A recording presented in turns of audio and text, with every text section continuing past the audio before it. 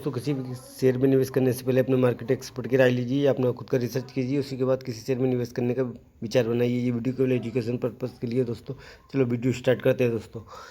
तो आज कंपनी में अपर सर्किट है 29 रुपये 2 पैसे का, इसमें अपर सर्किट लग गया है दोस्तों। ये कुछ समय पहले इसका जो ऑल टाइम हाई है 515 रुपये का है दोस्तों। ये 29 रुपये 2 पैसे पर अभी इसमें अपर सर्किट है। इसमें LIC ने अपनी हिस्सेदारी बढ़ाई है दोस्तों।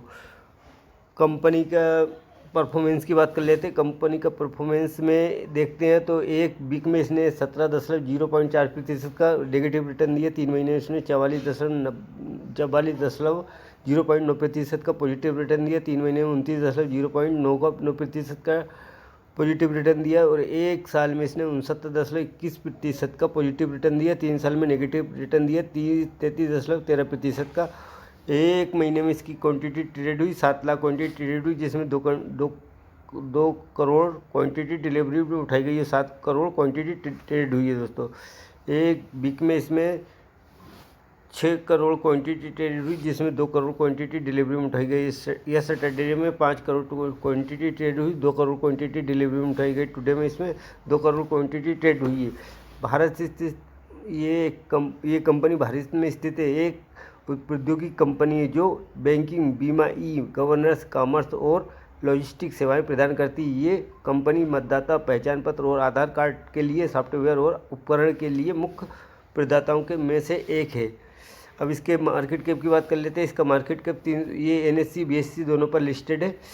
इसका मार्केट कैप 374 करोड़ का 3074 करोड़ का। करंट प्राइस का 29 रुपये का। हाई इसका 37.70 रुपये का और लो इसका 16.20 रुपये का। स्टॉक पे इसका 531 का है और इंडस्ट्री पी 26.31 का। बुक वैल्यू इसकी 1.53 रुपये की। डिविडेंड हिल कंपनी की 0.70% की। ROE इसका 7.32% का है। ROE इसका 2.76% का। फेस वैल्यू इसकी 1 रुपये की है दोस्तों।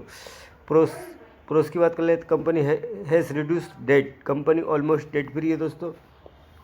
क्वार्टर बाय क्वार्टर की बात कर लेते हैं। कंपनी की क्या सेल हो रही है क्वार्टर बाय क्वार्टर में, तो इसकी 2 मार्च 2024 से 53 करोड़ की सेल हुई है। फिर 58 करोड़ की मार्च जून में इसकी सेल हुई है 58 करोड़ की। ऑपरेटिंग प्रॉफिट की बात कर लेते हैं तो 2023 में 6 करोड़ 23 लाख का इसका ऑपरेटिंग प्रॉफिट हुआ। फिर बढ़कर 7 करोड़ 61 लाख का इसका ऑपरेटिंग प्रॉफिट हुआ 2024 में। फिर जून में इसका 6 करोड़ 56 लाख का इसका ऑपरेटिंग प्रॉफिट हुआ। अदर ओपीएम की बात कर लेते हैं। ओपीएम इसका 14.12% का हुआ। फिर 11.18% का इसका ओपीएम हुआ। अदर इनकम की बात कर लेते हैं। 89 करोड़ की इसकी 89 लाख की इसकी अदर इनकम है। नेट प्रॉफिट की बात कर लेते हैं। नेट प्रॉफिट इसका 2 करोड़ 23 लाख का है और EPS की बात कर ले 0.2 की है। और साल दर साल की बात कर लेते हैं। कंपनी की साल दर साल में क्या सेल्स हुई है तो देखते हैं तो इसकी 1 करोड़ 97 लाख 2023 में इसकी सेल हुई है।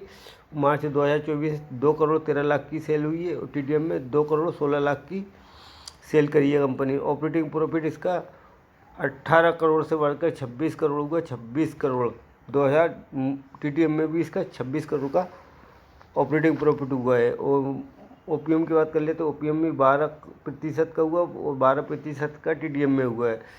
और अदर इनकम की बात कर लेते हैं। अदर इनकम 3 करोड़ की है। नेट प्रॉफिट की बात कर लेते हैं तो नेट प्रॉफिट इसका 6 करोड़ का है। और EPS की बात कर लेते हैं 0.5 का EPS है। कंपाउंड सेल्स ग्रोथ की बात कर लेते हैं तो 10 साल में 20%, 5 साल में 22% नेगेटिव है, 3 साल में 12% नेगेटिव है, TTM में 45% नेगेटिव में। कंपाउंड प्रॉफिट ग्रोथ की बात कर लेते हैं। नेगेटिव में 10 साल की 32%, 5 साल की 31% और 3 साल में 60% की नेगेटिव में। TTM में भी नेगेटिव में इसकी प्रॉफिट ग्रोथ।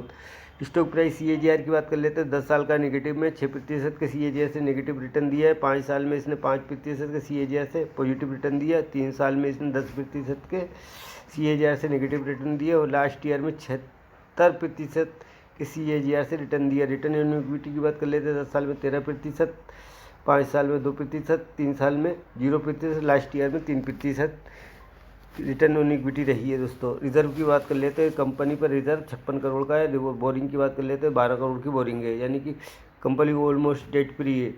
और फिक्स एसिड की बात कर लेते हैं, 114 करोड़ का फिक्स एसिड है। टोटल एसिड की बात कर लेते हैं, 300 करोड़ का है। और शेयर होल्डिंग पैटर्न की बात करते हैं तो शेयर होल्डिंग पैटर्न में देख लेते हैं तो इसकी 41.93% प्रमोटर होल्डिंग है। एफआई की बात कर लेते हैं, 2.93% की एफआई होल्डिंग है। डीआई की बात कर लेते हैं, 6.18% की एफआई होल्डिंग है। और बाकी पब्लिक के पास है 48.97%। कंपनी का नाम है वक्रांगी लिमिटेड।